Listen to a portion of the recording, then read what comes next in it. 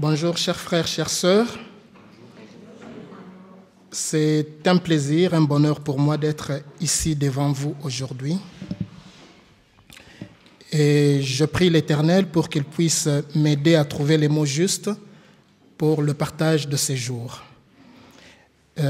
Savez-vous que l'une des causes des échecs dans les écoles, je vais reculer juste le micro un peu.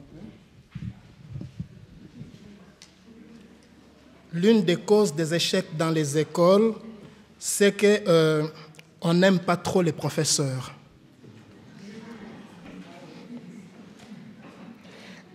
Non pas que vous ne m'aimez pas, mais je vous demanderai de me pardonner et de ne pas me voir, d'essayer de tirer ce qui peut être utile et bon pour nous tous, afin que nous puissions avancer dans l'amour de Dieu.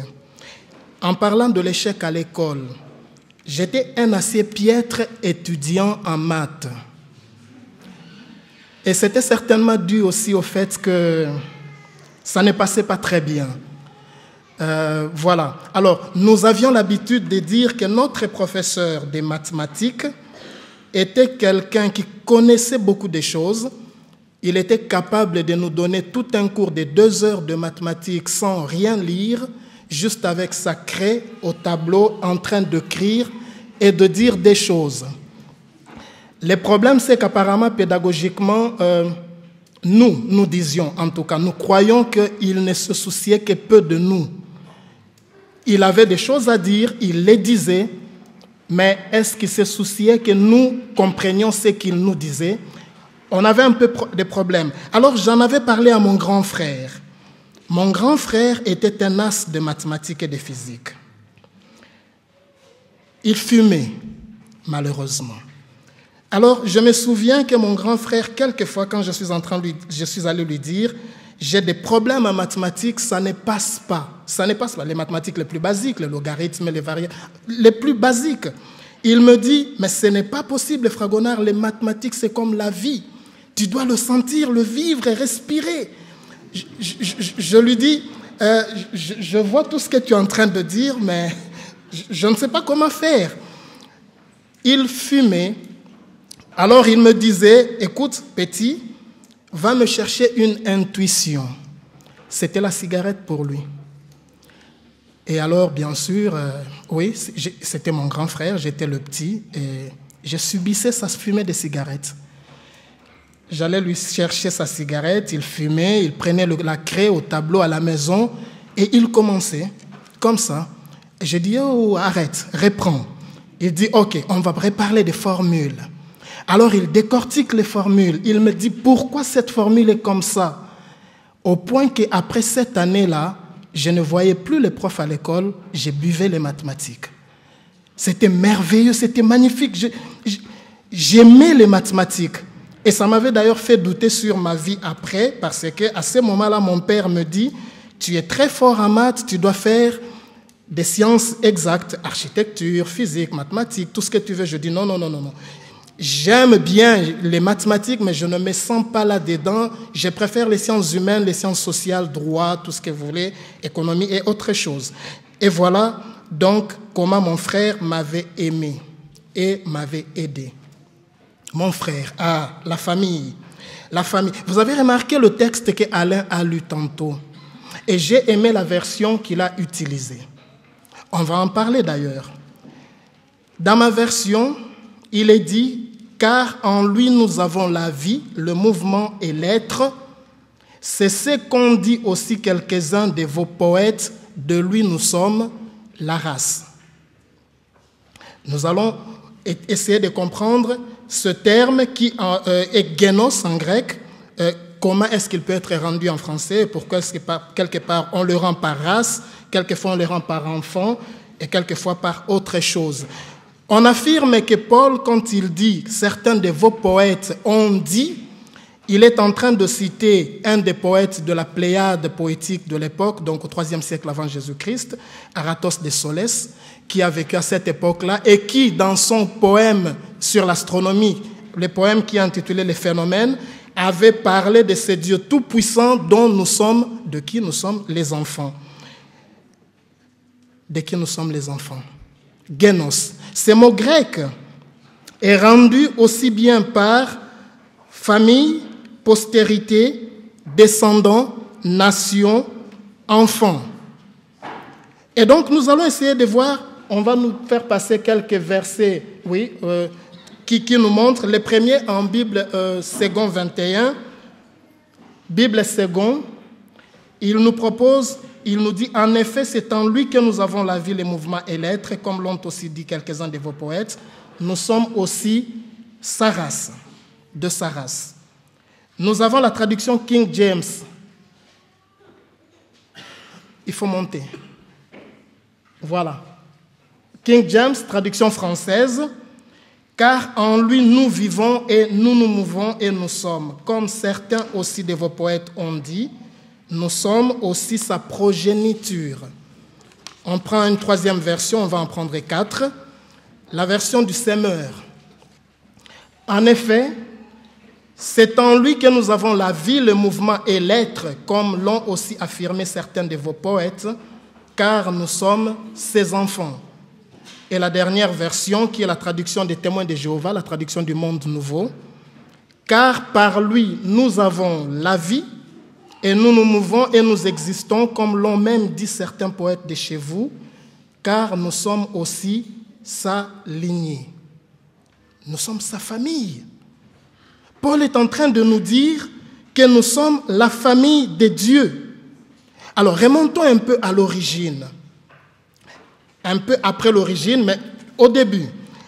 Nous avons Moïse qui fait la rencontre avec Dieu. Les buissons ardents. Moïse fait la rencontre avec Dieu et immédiatement il lui pose la question en disant « Si je vais parler au peuple hébreu de toi, je vais leur dire que tu es qui ?» Dieu lui dit « Je suis l'Éternel, je suis Yahvé. » Je suis les tétragrammes dont on parle, l'Éternel, je suis Yahvé. Dieu qui est l'Éternel, qui vit de tous les temps. En Genèse 1, verset 21, on va comme ça quelquefois faire passer les versets. Merci Donald pour nous aider à la technique. En Genèse chapitre 1, verset 21, Dieu dit « Faisons l'homme à notre image selon notre ressemblance. » Si nous le couplons avec chapitre 1, verset 27, Dieu créa l'homme à son image, il le créa à l'image de Dieu, il le créa homme et femme.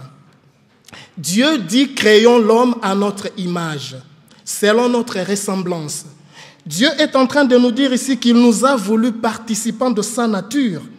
Il nous a voulu dès le début ses enfants, des enfants, c'est-à-dire entre nous, frères, ayant lui comme père. Nous formons une famille. Nous sommes son peuple. Alors, vous voyez, Paul a cité un auteur profane. Et il paraît que c'est l'une des très rares fois dans la Bible, sinon la seule dans le Nouveau Testament, où l'on cite un auteur profane. Paul cite un auteur profane pour montrer que même pour ceux qui n'ont pas reçu des révélations particulières, les bontés de Dieu, comme on nous le dit en Romains 1,20, les merveilles de Dieu sont manifestes dans la nature. Elles sont visibles. Alors, on va lire le texte de Romains 1,20. Les perfections invisibles de Dieu, sa puissance éternelle et sa divinité, se voient comme à l'œil depuis la création du monde quand on les considère dans ses ouvrages. Paul est en train de dire, même quand on ne connaît pas Dieu, on peut comprendre qui est Dieu, la nature de Dieu, on peut comprendre qui est Dieu, comment est Dieu, quand on voit ce qu'il a créé. Et quand on a compris ce qu'il a créé, vous adorez un Dieu qui vous appelez un Dieu inconnu. C'est Dieu, je vous le révèle. C'est Dieu, c'est celui qui a créé. Et plus, il n'a pas créé des robots, il n'a pas créé des jouets, c'est Dieu qui a créé ses enfants. Il nous veut faisant partie de sa propre famille. Il nous veut frères et sœurs qui vivent ensemble dans une famille spirituelle. Vous savez que la famille a toujours déchaîné des passions de tous les temps. Il y a des supporters de la famille, des supporters à mort, mais il y a des détracteurs de la famille. On ne va pas en citer beaucoup. Je voulais juste partager avec vous une pensée du programme du manifeste du Parti communiste. Le Parti communiste, manifeste du Parti communiste, Karl Marx, Friedrich Engels. quand ils ont écrit leur manifeste, eh bien, ils ont inséré dans le Parti communiste des objectifs, des choses contre lesquelles il fallait lutter. Vous vous souvenez, la lutte des classes. Il fallait lutter contre la bourgeoisie, il fallait promouvoir le prolétariat. Et la bourgeoisie, c'était quoi? La bourgeoisie a des ramifications. La bourgeoisie se perçoit d'une certaine façon dans la propriété. Or, la famille, c'est quoi sinon une appropriation? Donc, ma femme, elle est à moi, mon mari, il est à moi, mes enfants. Et le Parti communiste a donc établi une liste des choses qu'il devait abolir. Quand nous lisons Igor Rotislavovitch Shafarevitch, qui était un mathématicien russe, qui a étudié le socialisme et a essayé de voir à partir du manifeste du Parti communiste, mais aussi à partir de toutes les formes que le Parti socialiste a pu prendre dans le monde, eh bien, il soulève quelques points qui devaient être abolis. L'abolition de la propriété privée. Ça, on le sait parce qu'on l'a vécu avec l'URSS, il fallait abolir la propriété privée. L'abolition de la famille. Il fallait abolir la famille. C'est au point que Igor, ici, le monsieur nous dit, en réalité, l'anéantissement de l'humanité, non pas l'humanité, l'homme, mais l'humanité, la qualité de l'humain dans nous, l'anéantissement de l'humanité n'est pas qu'une conséquence du socialisme, c'est réellement du socialisme tel qu'il était en tout cas vécu et prêché par Karl Marx et Engels, c'est réellement l'objectif de cela. Il fallait que cet homme qui se prenait pour le centre du monde se rende compte qu'il n'était qu'un amas de chair, que l'humain en lui sorte, que quand il est ouvrier, il est sur la chaîne avec les autres, il n'est pas supérieur aux animaux, on peut les modeler et faire de lui ce que l'on veut pour l'État, la cause de l'État, la cause la plus haute possible. Et donc, il fallait tuer l'humain. Mais en tuant l'humain en nous, en réalité, on vise le divin. Parce que cet humain dont nous parlons, c'est le divin en nous. Et le divin nous lie directement à Dieu qui déclare « Je suis celui qui a fait les cieux et la terre ». L'abolition de la famille. Et donc, quand je dis le divin, ce n'est pas un scoop, nous le savons. Karl Marx l'a dit, beaucoup l'ont dit, la religion, c'est l'opium du peuple. Avec ou sans raison, en tout cas, nous savons que les religieux ont quelquefois vécu mal leur religion au point qu'ils ont suscité beaucoup de haine dans la société. Il fallait aussi abolir l'égalité, établir l'égalité et abolir la hiérarchie dans la société. Voici donc la famille était au centre d'un débat. D'ailleurs, aujourd'hui encore, nous le voyons. Peut-être nous le voyons un peu moins. Peut-être nous ne lisons pas nécessairement les signes de temps. Peut-être nous ne regardons pas très exactement ce qui se passe autour de nous. Mais ce qui est vrai, c'est que la famille est la cible de beaucoup de combats. La famille est la cible d'un acharnement au point que pour nous faire du bien, et ça nous fait quelquefois du bien, on nous propose certains autres genres alternatifs de famille, tout cela pour essayer de lutter contre ce qu'on appelle la famille traditionnelle, et donc sortir de ce schéma biblique dont nous savons que la famille est l'une des institutions qui ont été données au Jardin d'Éden. Mais quand nous parlons de la famille, en fait, la famille c'est quoi? Alors essayons un peu de la définir. Nous allons essayer de définir la famille parce que nous parlons aujourd'hui de la famille des dieux, la famille spirituelle, notre famille de l'Église. Nous allons essayer de comprendre, est-ce qu'une famille spirituelle, une famille des dieux, a plus ou moins les mêmes attentes qu'une famille physique?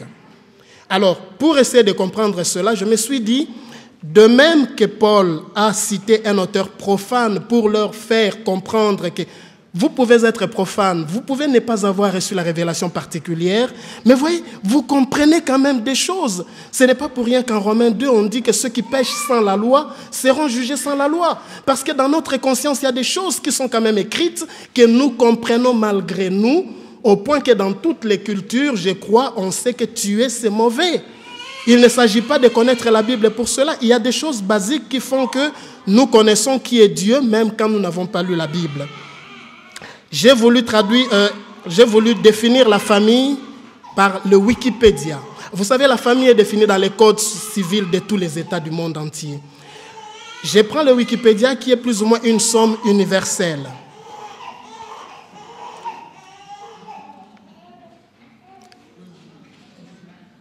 La famille est une communauté de personnes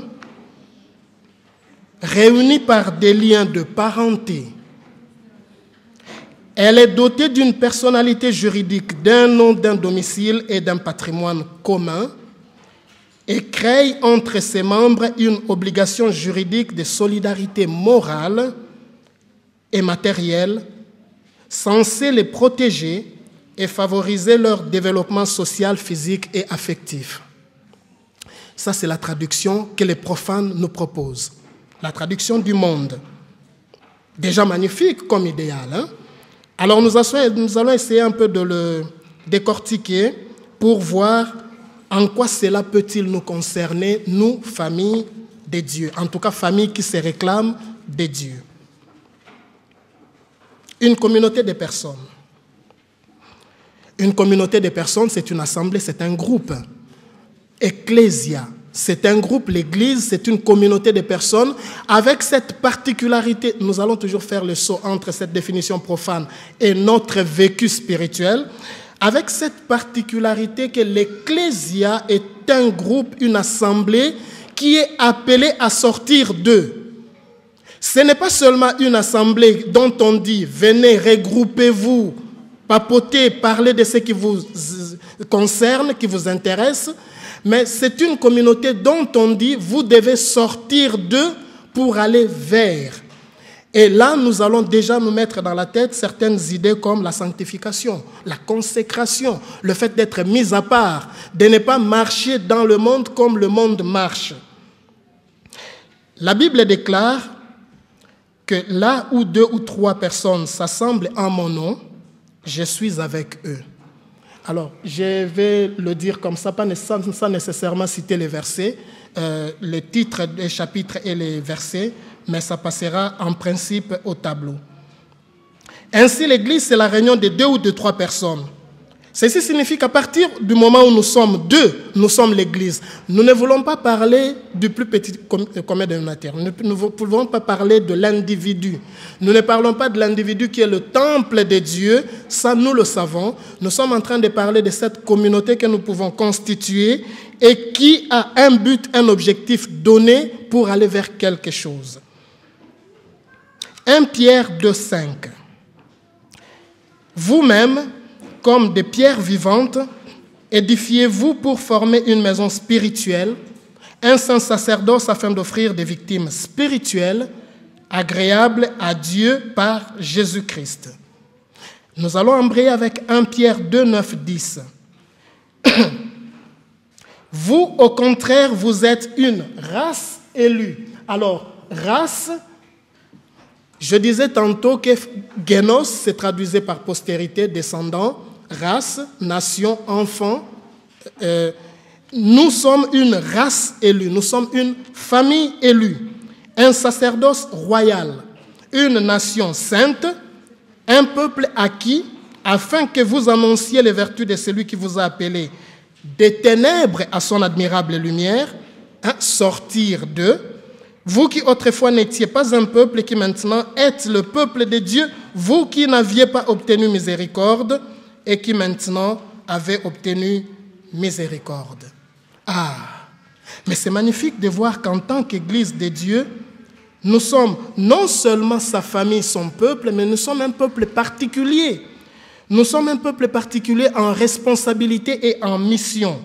Il s'agit pour nous de sortir du milieu des ténèbres et d'aller vers son admirable lumière, non seulement nous, mais tous ceux à qui l'appel a été donné.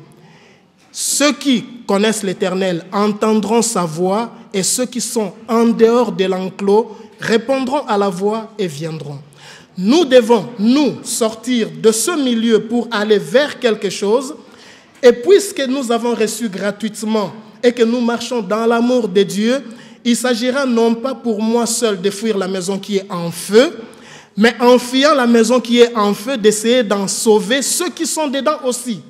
Il s'agit donc de chercher tous ceux qui sont autour de moi, qui ont aussi besoin de connaître cet idéal de famille spirituelle, afin que tous ensemble, nous puissions aller vers le mieux-être que nous cherchons. Vous avez vu que dans cette famille spirituelle, nous n'entrons pas par la naissance. Nous n'entrons pas par obligation, nous entrons par choix. Oh, le choix vient d'abord de Dieu. Ce n'est pas vous qui m'avez choisi, mais c'est moi qui vous ai choisi. Le choix vient d'abord de Dieu. Mais nous répondons au choix qu'il nous fait, au choix qu'il a fait de nous, par notre choix de lui. Nous acceptons les choix qu'il a fait de nous. Nous entrons dans son plan. Nous décidons parce que nous sommes convaincus et parce que nous sommes convertis. Et donc, cela devient quelque chose de dynamique, rien de statique. C'est une construction, ce n'est pas une rente de situation. C'est quelque chose que nous sommes en train de construire tous les jours. Chaque jour, nous devons vérifier si les briques tiennent. Chaque jour, je dois vérifier si la couleur, la peinture tient.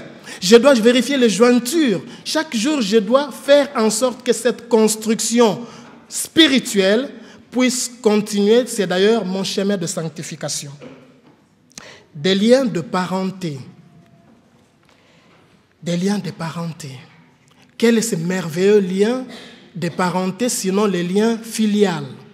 La filiation, les liens de parenté, nous sommes sa race, nous sommes ses enfants, c'est-à-dire que tous ensemble, nous sommes une fratrie. Nous sommes tous une fratrie. Romains 8, versets 15-16. Et vous n'avez point reçu un esprit de servitude pour être encore dans la crainte, mais vous avez reçu un esprit d'adoption par lequel nous crions « Abba, Père ». L'Esprit lui-même rend témoignage à notre esprit que nous sommes enfants de Dieu. Quand je lis ces mots « Abba », et quand on m'a appris qu'en hébreu, il n'y a pas de voyelles, il n'y a que des consonnes, si j'essaie de réfléchir en français, j'aurai 2 B. Vous savez comment on dit « Père » en swahili, qui est ma langue? Baba. Mais Baba n'est pas père, parce qu'en fait, je n'aurais jamais appelé mon père père. Je ne sais pas pour vous, père, c'est un peu l'aristocratie, hein? Un peu distant, un peu trop lointain. C'est lui qui m'a fait ce que je suis fils, je l'appelle papa, Baba. Baba. Mon papa céleste a fait que par adoption, je ne sois pas un serviteur, je n'ai pas un esprit de servitude, que je ne marche pas dans la crainte, mais que je sache qu'il est mon papa. Il est mon papa. Matthieu 23, verset 8. Mais vous, ne vous faites pas appeler rabbi, car un seul est votre maître et vous êtes tous frères. Et n'appelez personne sur la terre votre Père, car un seul est votre Père, celui qui est dans les cieux. Ah, vous savez, nous sommes en train de créer les liens ici pour voir, puisque nous sommes tous ses enfants, nous sommes donc tous des frères et des sœurs. Et nous allons continuer en lisant Jean chapitre 1, verset 12 et 13. Jean chapitre 1, verset 12 et 13. Mais à tous ceux qui l'ont reçu, à ceux qui croient en son nom, elle a donné le pouvoir de devenir enfants de Dieu, lesquels sont nés non du sang, ni de la volonté de la chair, ni de la volonté de l'homme, mais sont nés de la volonté de Dieu. Ainsi, quand nous nous appelons frères, sœurs, vous savez, quand je suis arrivé en Europe, j'avais l'habitude d'appeler frère, sœur. Hein. Je me souviens que j'appelais souvent sœur Anne-Laure. Bonjour sœur Anne-Laure. Et alors elle me disait, non, tu peux m'appeler Anne-Laure directement. Parce que nous étions habitués de dire au Congo, dans mon église où j'étais, on s'appelait très couramment frère, sœur. Et j'ai appris à ne plus dire frère, sœur. On s'est dit bonjour Irina, bonjour Alex directement. Mais nous savons, parce que mes frères à la maison, je ne les appelle pas nécessairement bonjour frère, bonjour sœur. Mais nous savons que derrière cette personne que je suis en train de saluer, il y a un frère. Est-ce que nous pouvons nous rendre compte des liens de sang qui nous lient à ceux qui nous sont proches? Vous avez vécu avec moi dernièrement le décès de mon frère et vous savez combien ça m'a touché.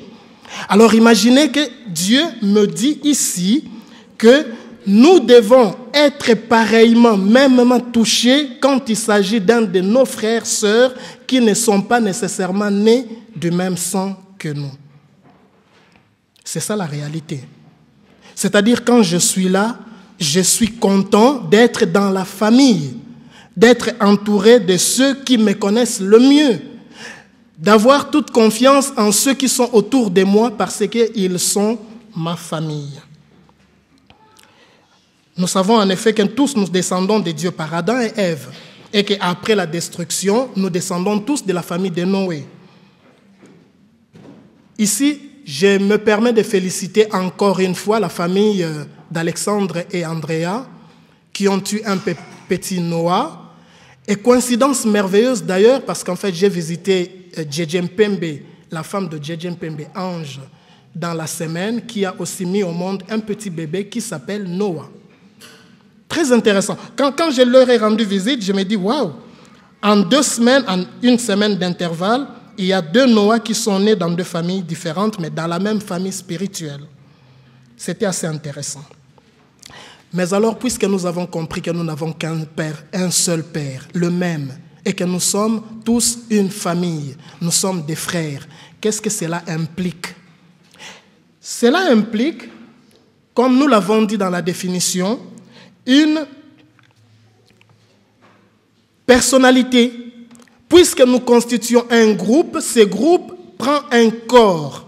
Ce groupe a un nom, ce groupe a un domicile, une maison, ce groupe a un patrimoine commun. Une personne, vous savez, on fait le parallèle entre la famille humaine et la famille de Dieu, la famille spirituelle. Vous vous souvenez de Genèse chapitre 2, verset 24, un seul corps.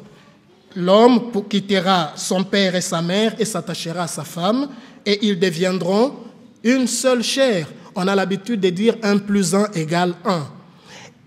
Et pourtant, nous savons aussi, sinon ce serait déjà le paradis sur terre, nous savons aussi que si 1 + 1 = 1, 1 + 1 quelquefois égale aussi 2. C'est-à-dire le fait que le groupe soit né ne fait pas que les individus se soient dissous dans le groupe. Les individus sont là. Dieu nous permet de coexister à côté du groupe. Je suis Fragonard, ma femme s'appelle encore toujours Joël, et pourtant nous avons une famille qui est devenue une entité nouvelle qui est là. Et qui a une réalité. Qui a une réalité juridique, parce qu'on la connaît, et qui vit, qui est une entité à part entière. À part entière, une personne. 1 Corinthiens 12, verset 27. Vous êtes le corps de Christ et vous êtes ses membres, chacun pour sa part. Le corps de Christ, avec le Christ lui-même comme la tête, le chef de ce corps. Nous sommes donc un corps, l'Église devient un corps. Nous ne devons même pas en avoir peur en disant l'Église institution devient un corps. Oui, l'Église institution, pas les bâtiments. L'Église spirituelle devient un corps. Mais nous allons aller plus loin en parlant de la maison. L'Église institution devient un corps. Mais savez-vous que Dieu, qui n'habite pas des maisons faites des mains d'hommes, avait quand même fait descendre sa gloire dans le tabernacle quand il accompagnait les Hébreux, les Juifs, dans le désert. Il a daigné être mis sous une tente d'assignation dans laquelle il apparaissait où il était proche du peuple. Vous savez aussi que David lui a demandé de lui construire un temple et que Dieu n'a pas dit non, surtout pas, ne me construis pas un temple, je n'habite pas de temple fait de mains d'hommes. Oh, ce n'est pas David qui l'a fait, mais son fils l'a fait. Dieu a accédé à la demande en disant c'est son fils qui le fera. Donc nous avons aussi cette réalité du groupe qui devient un lieu, qui devient une maison. Ceux qui sont habitués à des réunions de famille, quand je pense à ma mère qui est repartie au Congo, elle est revenue, merci Seigneur. Elle est repartie vivre pendant les 2 mois de vacances où elle est partie au Congo, elle est partie vivre dans la maison familiale. Elle n'est pas allée vivre chez l'un de mes frères ou l'une de mes sœurs. Elle est allée dans la maison familiale et c'est de là qu'elle a reçu toutes les personnes qui sont venues la consoler et lui présenter du réconfort dans son malheur. Nous avons plaisir quelquefois à nous rencontrer lors des grandes réunions familiales dans une maison familiale. Ça sera peut-être la maison du patriarche, de la matriarche, du grand frère, de la grande sœur. En tout cas, il y a un lieu où on se dit, on aime quand on a des réunions de famille se rencontrer là. Et donc, ces lieux, très souvent, c'est les lieux que l'on choisit, soit parce qu'il est plus spacieux, parce qu'il doit être confortable pour recevoir un plus grand nombre. Eh bien, nous avons nos maisons, mais nous avons aussi une maison dédiée où nous disons chaque sabbat, et peut-être pour d'autres églises beaucoup plus dynamiques, chaque mardi, chaque mercredi, chaque vendredi avec, ils vont à la rencontre du Seigneur en disant, nous allons rencontrer Dieu de façon spéciale. Nous allons rencontrer Dieu de façon spéciale. Donc nous avons parlé de la personne, nous avons parlé de la maison, mais nous allons parler aussi du nom. Le nom, le nom. Quand Dieu créa l'homme, il l'appela Adam. Il les créa homme et femme. Il y a eu dissociation après. On dit, il sépara, il prit le côté pleura féminin et il en fit la femme qu'on appela Hawa. Et nous souvenons que Dieu, quand il a vu tous les animaux qu'il a créés, qu'est-ce qu'il a fait? Eh bien, Genèse chapitre 2, verset 19, 20. L'Éternel Dieu forma de la terre tous les animaux des champs et tous les oiseaux du ciel. Il les fit venir vers l'homme pour voir comment il les appellerait, comment il les nommerait, quel est le nom qu'il leur donnerait à chacun, afin que tout être vivant portât le nom que lui donnerait l'homme. Et l'homme donna des noms à tout le bétail, aux oiseaux du ciel et à tous les animaux des champs. Le nom. Ah oui, le nom. Le nom, c'est ce qui nous caractérise. Vous savez que dans la tradition biblique, le nom est porteur d'essence. On ne donnait pas le nom comme ça très facilement. Nous nous souvenons, il a toujours un sens. Alors on va dire, on l'appellera Emmanuel, car Dieu au milieu de nous, Dieu parmi nous. Le nom est porteur d'essence, mais le nom est porteur d'identité. Je crois que si on cherche Fragonard dans l'église, j'ai cette particularité, cette chance d'être le seul Fragonard à 1000 lieues. Et donc quand on cherche Fragonard, on sait de qui on parle. Et quand on cherche peut-être Guilain, c'est vrai qu'à l'église ici, on n'a qu'un Guilain aussi. On sait de qui on parle. On ne va pas, si on me cherche Fragonard, on ne va pas commencer à dire, c'est le frère qui est, je ne sais pas moi, 1m80, il rase souvent sa tête, il est noir. C'est long, c'est fastidieux. Le nom nous détermine, le nom nous identifie, le nom nous montre, et le nom nous signifie aussi. Le nom nous signifie aussi. Le nom est quelque part pour nous comme des empreintes digitales. Nous sommes les seuls à avoir nos empreintes digitales, comme une empreinte génétique. Dieu nous a voulu différencier. Il nous a voulu uniques. J'ai mon empreinte oculaire qui n'est pas l'empreinte oculaire de quelqu'un d'autre. Et pourtant unique, mais pareil. Ce n'est pas parce que j'ai mes empreintes digitales qui sont différentes que je suis supérieur ou inférieur à tel autre. Ce n'est pas parce que je porte tel nom que mon nom est supérieur ou inférieur à tel autre. Pardon. Même dans les cieux, il y a des noms. Les archanges, les séraphins. Il s'appelle ange Gabriel, ange Michel. Le nom. En effet, dans la mesure où la communauté a un corps, une personnalité, un patrimoine commun, et qu'il tend vers le même idéal, elle doit pouvoir s'identifier. C'est la même chose pour les tribus. Nous avons la tribu des Manassé, la tribu des Judas. C'est la même chose pour les pays. Misraïm, Égypte, Syrie, Babylone, Assyrie, Rome de jadis. C'est la même chose pour les communautés de foi. Du temps de Jésus, il y avait les Esséniens, il y avait les Sadducéens, il y avait les pharisiens. Et la Bible nous dit à chaque fois qu'ils sont différents des autres parce que ceux-ci ne croient pas à la résurrection. Ceux-là croient que la résurrection des morts est possible. Vous vous souvenez, quand Paul a été placé devant Hérode et qu'il expliquait, il va dire, chaque fois qu'il s'est trouvé devant un pharisien, il lui parlait de la résurrection des morts parce qu'il savait que celui à qui il parlait comprenait le langage qu'il était en train de lui dire. Ésaïe 43, verset 1. Pardon.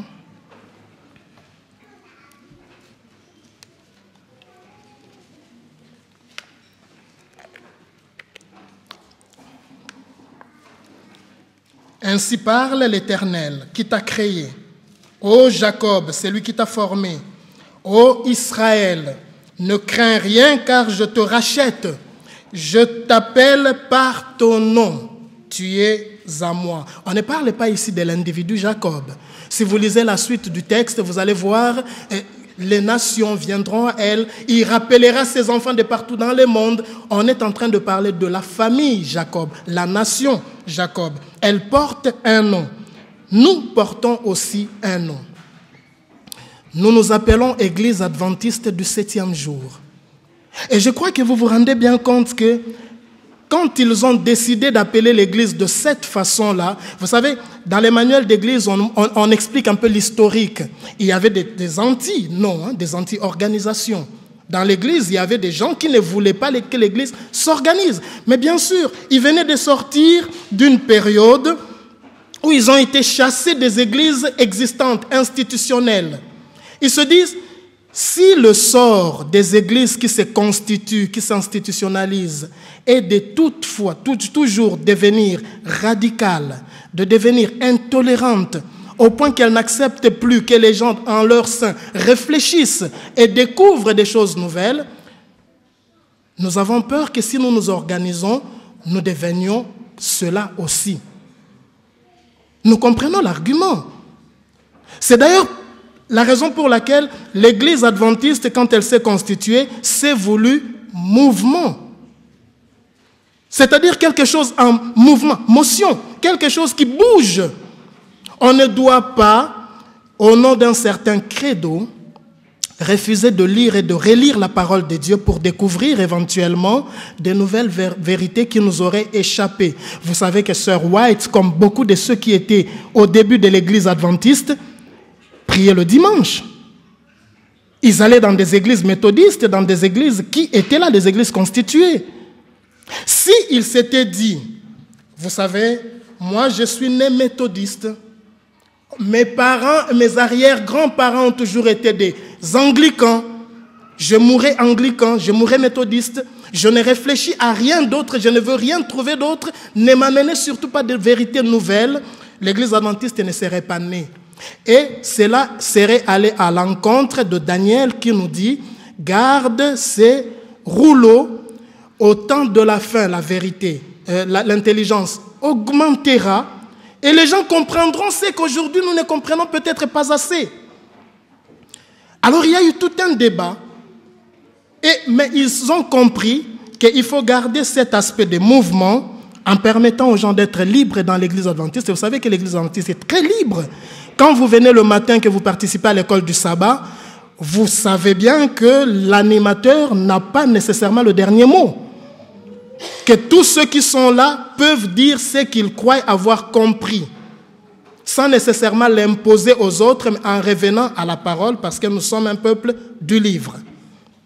Et donc, ils ont choisi le nom adventiste, mais parce que justement, à une époque où on voulait faire croire que le Christ est peut-être déjà revenu en esprit. Et vous savez qu'une des notions, moi j'ai étudié avec beaucoup de témoins de Jéhovah, une des notions par exemple du retour de Christ chez les témoins de Jéhovah, c'est qu'il est revenu en 1914, en esprit. Et c'est avec son retour que la gloire était tellement forte qu'il y a eu des déflagrations dans le monde. Il est peut-être déjà là en esprit. Donc, le spiritualisme ambiant, les adventistes disent non. Nous croyons ce que la Bible nous dit. Il reviendra tel qu'il est parti. Tout œil le verra. Nous sommes adventistes. Mais pourquoi nous sommes adventistes du 7e jour? Parce que nous nous trouvons aussi à une époque où, c'est intéressant de relire l'histoire. L'autre fois, je suivais un document sur des chrétiens du sabbat, mais qui ne sont pas des adventistes aux États-Unis, qui expliquait qu'en Pennsylvanie, il y avait à une époque, dans les années 1800 quelque chose, la loi du dimanche, qui obligeait de travailler le samedi et de ne pas travailler le dimanche. De travailler le samedi et de ne pas... Alors, on leur a saisi leurs biens, On a emprisonné des gens parce qu'ils ne suivaient pas ce qu'on leur demandait de faire. Alors l'Église adventiste se dit, il faut rappeler que le sabbat de Dieu, c'est le sabbat aujourd'hui, le sabbat du samedi. Il y a un beau livre que Guilhem avait prêté l'autre fois.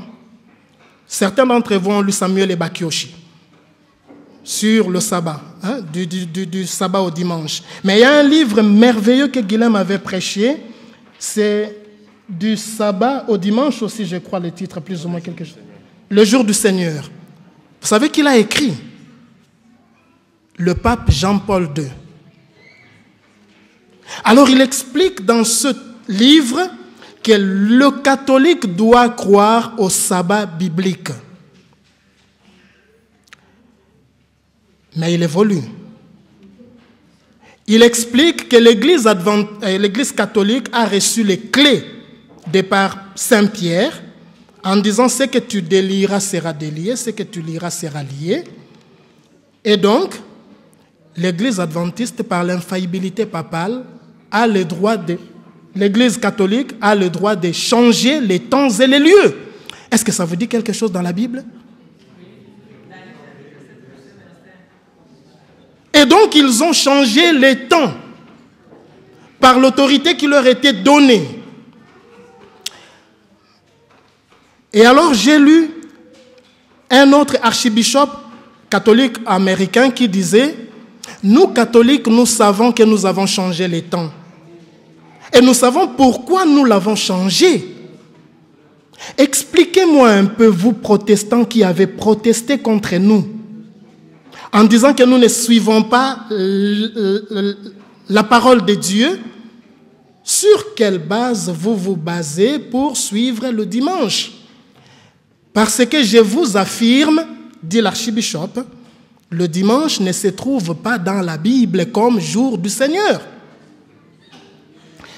Donc nous nous appelons adventistes du 7e jour pour dire qui nous sommes, pour ne pas tromper les gens, pour que quand les gens veulent nous découvrir, nous connaître, ils sachent à qui ils ont affaire, clairement, non pas pour faire fuir les gens, mais pour leur donner une ouverture et leur faire comprendre ce que nous sommes en train de prêcher de façon claire et nette, afin qu'il n'y ait pas d'ambiguïté. Et en cela, nous nous fondons sur Matthieu 5, versets 17 à 19, qui déclare « Ne croyez pas que je sois venu pour abolir la loi et les prophètes. Je ne suis pas venu pour abolir, mais je suis venu pour accomplir. » Et donc, il y a beaucoup d'autres textes que nous n'allons pas lire pour expliquer que nous avons choisi un nom. Alors, mais nous sommes une famille et nous avons dit, il y a un but. Il y a un but. La solidarité. La solidarité matérielle et financière.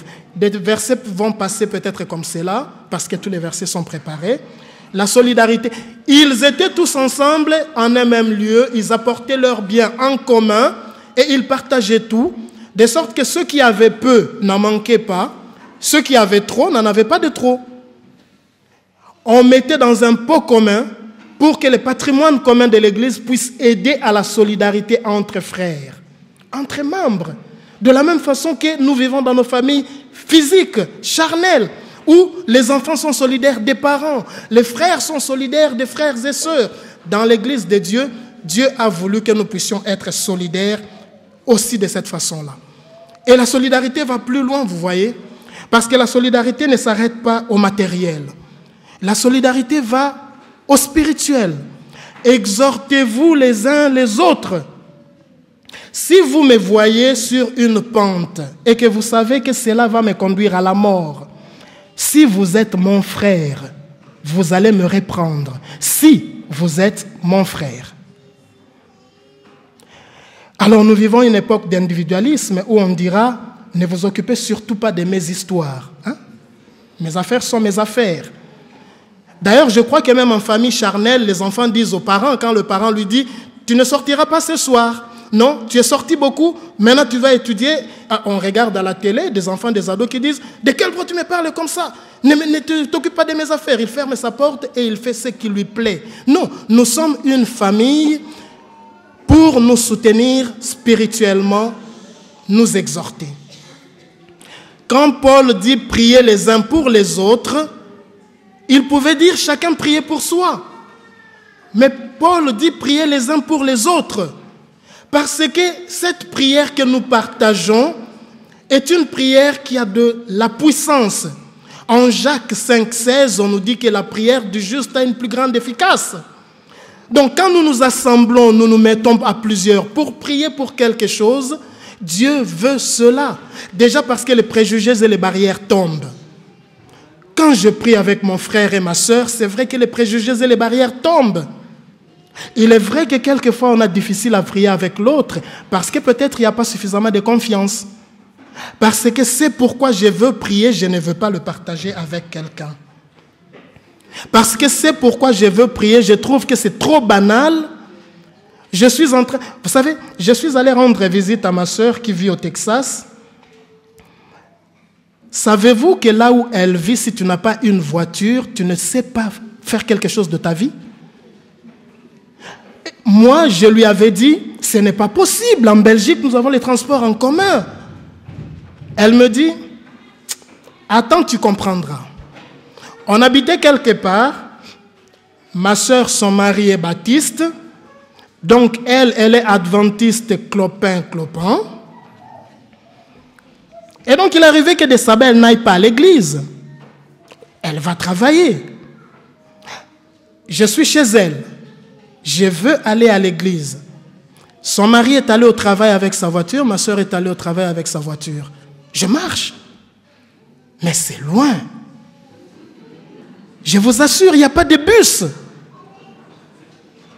Et donc, quelqu'un va se dire, je prie pour que Dieu me donne une voiture. Parce que la voiture, c'est un moyen pour moi de sortir, d'être en contact avec les autres. Au travail, des gens, on te demande, as-tu une voiture? Parce qu'ils sont fous, vous savez. Ils font des distances de 200 km pour aller travailler chaque jour. Si tu n'as pas de voiture, tu ne vis pas cette vie-là. Est-ce que c'est une prière banale?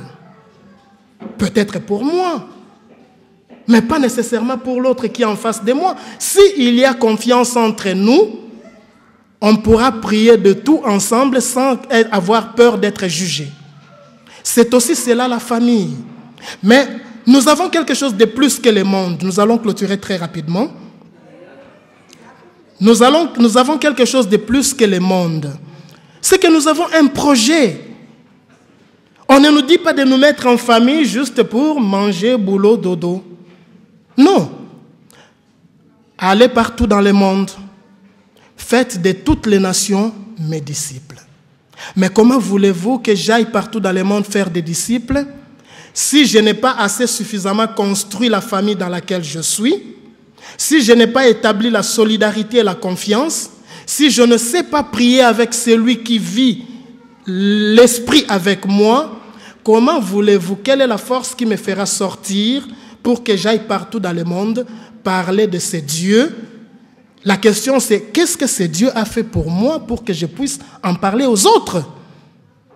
Qu'est-ce que ce Dieu a fait de particulier dans ma famille pour que je puisse dire aux autres familles, regardez ma famille copiée là? J'aurais peur de dire ça. Vous voyez? Donc nous avons des choses tous ensemble à corriger. Nous avons des guérisons à demander. Nous avons besoin de demander l'action de Dieu dans nos vies pour qu'il fasse en sorte que dans moi qui suis le temple de Dieu, ce qui ne fonctionne pas assez bien soit purifié. Que Dieu m'aide, moi, en tant qu'individu, à me tenir debout, de sorte que je sois réellement une pierre vivante et que je contribue avec les autres pierres vivantes autour de moi à construire ce sacerdoce royal dont Dieu a besoin. Et quand nous avons construit ce sacerdoce royal, cette famille, cette nation sainte, nous puissions sortir pour que les bienfaits dont nous bénéficions ne restent pas les nôtres seuls, mais que nous puissions les partager avec d'autres aussi. C'est cela notre projet. C'est à ça que Dieu nous appelle. Car Dieu nous déclare, on va clôturer avec Jean 15, versets 14 et 15. Car Dieu déclare, vous êtes mes amis. Je ne vous appelle plus serviteurs, car les serviteurs ne connaissent pas les secrets. Les serviteurs ne connaissent pas ce que le maître va faire. Vous, vous êtes mes amis. Amour et amitié. Je suis l'ami de Jésus. Je suis l'ami d'Alex. Je suis l'ami de Guilain. Nous sommes des amis au-delà d'être frères. Vous savez, dans les familles où les frères sont des amis, ça rit. Ça papote. Quand ça s'appelle au téléphone, ça ne raccroche pas. On est en train de rire de tout, de blaguer. Être frère et ami. Cela demande une reconstruction de moi, une reconstruction de l'Église, la prière fervente afin que le Saint-Esprit puisse nous habiter, parce que nous sommes tous tels que nous sommes des pécheurs. Nous ne pouvons rien, mais nous avons besoin de l'Esprit de Dieu pour nous permettre d'aller de l'avant. Que Dieu nous bénisse, afin que nous soyons une famille accueillante pour les nouveaux baptisés, pour les bébés Noah qui naissent aujourd'hui et demain, que nous soyons une famille avec beaucoup d'amour. Quand les bébés font du bruit, ça nous dérange, mais que nous nous disions, à la maison, savez-vous que nous regardons quelquefois la télé avec un bruit de fond, les enfants qui jouent au salon et qui refusent de sortir au jardin? Je peux vous le dire. Je leur dis, mais allez dehors jouer, allez au jardin. Mais non, ils ont besoin de me voir. Et en même temps, j'ai besoin de suivre les infos. Eh bien, je fais les deux. Je suis les infos et je les laisse faire leur bruit à côté de moi. Comment voulez-vous que ces enfants que nous accueillons dans l'église soient scotchés à ces dieux que nous aimons tant, si à chaque fois qu'ils font du bruit, nous les mettons dehors? Comment est-ce qu'ils vont s'habituer à ces dieux que nous aimons tant, si nous ne les gardons pas à côté de nous? Oui, en leur disant, calmez-vous, nous sommes dans l'église de Dieu, bien entendu. Il ne s'agit pas de les encourager à faire du bruit. Mais nous manquons peut-être d'infrastructures. Peut-être que si nous avions un coin là-bas fermé, quelque chose, où ils sont à l'église, mais quand même le bruit derrière les autres, ça serait bien, mais nous n'avons pas ça. Il faut peut-être que nous réfléchissions à tous les moyens possibles pour garder nos enfants dans notre église. Garder nos enfants dans notre église, c'est leur transmettre l'amour, pas les réprimandes, pas les reproches, pas les reproches. Pas les réprimandes et les critiques. Personne n'aime ça. Mais l'amour, la compréhension, dire que je te comprends, je veux que tu restes à côté de moi, mais est-ce que tu peux faire un peu plus d'attention? Tu peux faire d'efforts, ne pas déranger, juste 30 minutes, après tu pourras déranger autant que tu veux. Et je crois que Dieu qui est bon, qui nous dit, demandez et je vous donnerai. Vous, les parents humains, vous pouvez donner de bonnes choses. Croyez-vous que Dieu ne peut pas donner le Saint-Esprit quand vous le demandez? Dieu va faire descendre son esprit au milieu de nous afin que notre église, notre famille spirituelle soit un lieu accueillant pour tous aussi différents que nous sommes. Noirs et blancs, jaunes et rouges, femmes et hommes, enfants et vieux, riches et pauvres, bien portants comme malades, tous ensemble, nous marchons sur un chemin de sanctification pour rencontrer notre Seigneur au nom de Jésus. Amen.